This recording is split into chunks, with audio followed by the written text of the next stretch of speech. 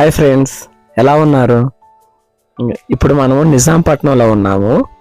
ఈ నిజాంపట్నం రోడ్డుగా యాక్చువల్గా నిజాంపట్నం వరకే మనకి కొంతమందికి ఈ ప్లేసెస్ ఐడియా ఉన్నాయి. నిజాంపట్నం తర్వాత ఈ రోడ్లో గుండా దిండి అటువైపుగా అడవుల దిగి అటువైపుకి వెళ్ళొచ్చు అనమాట. యాక్చువల్గా ఇటు ప్లేసెస్ ఎలా ఉంటాయో ఒకసారి చూద్దాము.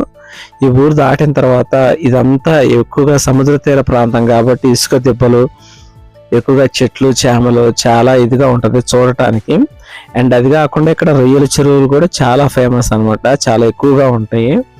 ఈ ఊరు దాటిన తర్వాత మనకి అటువైపు లొకేషన్స్ ఎలా ఉంటాయో ఒకసారి మీకు చూపిస్తాను. నాకైతే చాలా బాగా నచ్చింది ఇటు ఏరియా అసలుకి. మీరు కూడా చూడండి, ఇంకా కొన్ని మంచి మంచి దృశ్యాలు చూద్దాము. ఓకేనా గాయస్?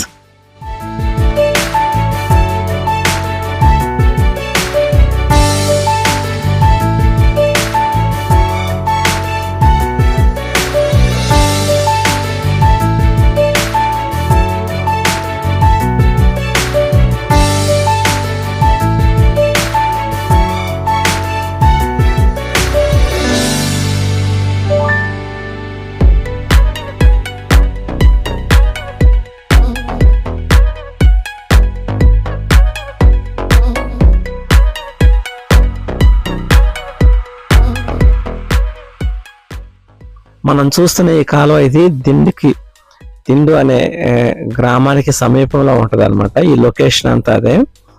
అయితే ఇక్కడ ఈ కాలువ అనేది ఇటు నుంచి నిజాంపట్నం మీదుగా ఇటు నుంచి వెళ్ళి సముద్రంలో కలుస్తుంది అనమాట. జస్ట్ ఇది చాలా పెద్ద కాలువ ఇది, అందుకని మీకు చూపిస్తున్నాను ఫ్రెండ్స్.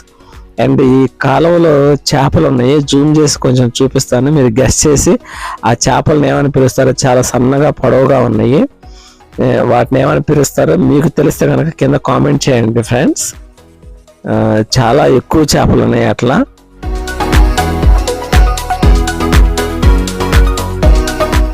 అండ్ మనం ఇంకా ముందుకు చూసుకుంటూ వెళ్తుంటే కనుక మనకి ఇటు లెఫ్ట్ సైడ్ ఇక్లీస్ చెట్లు ఉన్నాయి. అండ్ ఇటు తాడి చెట్లు చాలా ఇదిగా ఉన్నాయి. అసలు కొంతమంది ఈ ఆకులు కూడా తీసేసినట్లేరు, గుబురుగా ఎట్లా ఉన్నాయో చూడండి.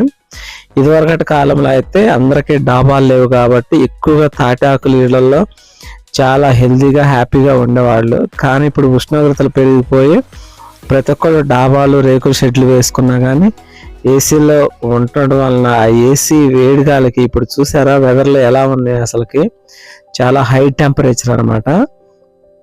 నిజంగా ఈ ఎండలో అసలుకి ఈ తాటి చెట్టు నేను కొంచెంసేపు కూర్చున్నా కానీ అదేదో అంత చల్లగా ఉంటది అనమాట. అలాంటిది ఇప్పుడు తాటాకులతో ఎవరికి పని లేదు కాబట్టి చూడండి, ఈ చెట్లు ఉన్న తాటాకులన్నీ అంతే దిట్టంగా పడిపోయి ఉన్నాయి. అదే అందరికి తాటాకులు ఇల్లునైనట్టయితే చక్కగా మట్టసంగా మొత్తానికి అన్ని కోసేసేవాళ్ళు. కానీ ఇప్పుడు ఎక్కువగా అందరూ రేకుల షెడ్లు, డాబాలు చాలా అప్డేట్ అయిపోయి టెక్నాలజీతో ముందుకెళ్ళిపోతూ ఉన్నారు.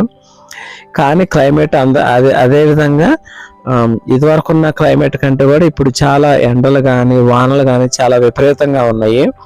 ఇప్పుడు మేము మంచి ఎండలో జర్నీ చేస్తాం అనమాట. అసలు మాడు పగిలిపోతుంది ఈ ఎండ వేయడానికి. చూడండి ఫ్రెండ్స్, ఎంత ఒక్కపోతగా ఎంత వేడిగా ఉందో. ఎగ్జాక్ట్గా మీరు కూడా బయట తిరుగుతున్నప్పుడు అలాగే ఫీల్ అవుతూ ఉంటారు. అండ్ ఇక్కడ చూస్తే కనుక సరివి కాదు, ఇది ఇక్లీస్ చెట్లు లేదా జామాయిల చెట్లు అంటారనమాట. ఇవి కూడా చాలా బాగున్నాయి, చక్కగా మంచిగా. ఒకసారి లోపలికి వెళ్ళి అలా చూసేద్దాము వాటిని కూడా.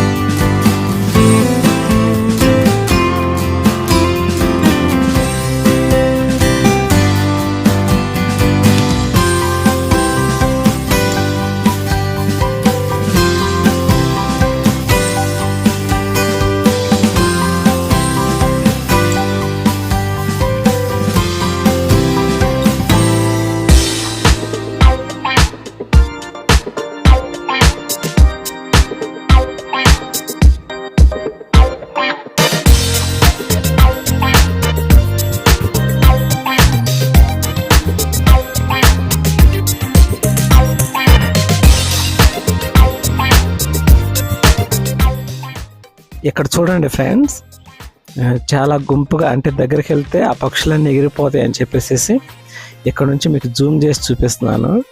ఇంత ఎండలో కూడా వాటికి ఆహారం కోసం బాగా ఆ సలసల కాగి ఆ నీళ్ళల్లో చక్కగా ఆహారాన్ని ఏరుకుంటా ఒక గుంపుగా ఎంత సందడిగా ఉన్నాయో. ఇది మా కంటికి చాలా ఇదిగా ఉంది, ఇంట్రెస్ట్గా అనిపించింది. ఈ దృశ్యాన్ని మీకు కూడా చూపించాలని షూట్ చేస్తాను అన్నమాట.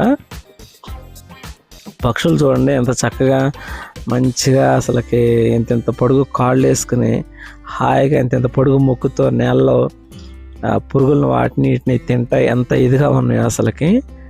అవి అలా నిజంగా ఒక గుంపుగా ఉండి చూస్తూ ఉంటుంటే చాలా కన్నులకు పండుగగా చాలా ముచ్చటగా ఉంది. ఈ దృశ్యాన్ని మీరు కూడా చూసి ఎంజాయ్ చేయండి గాయస్.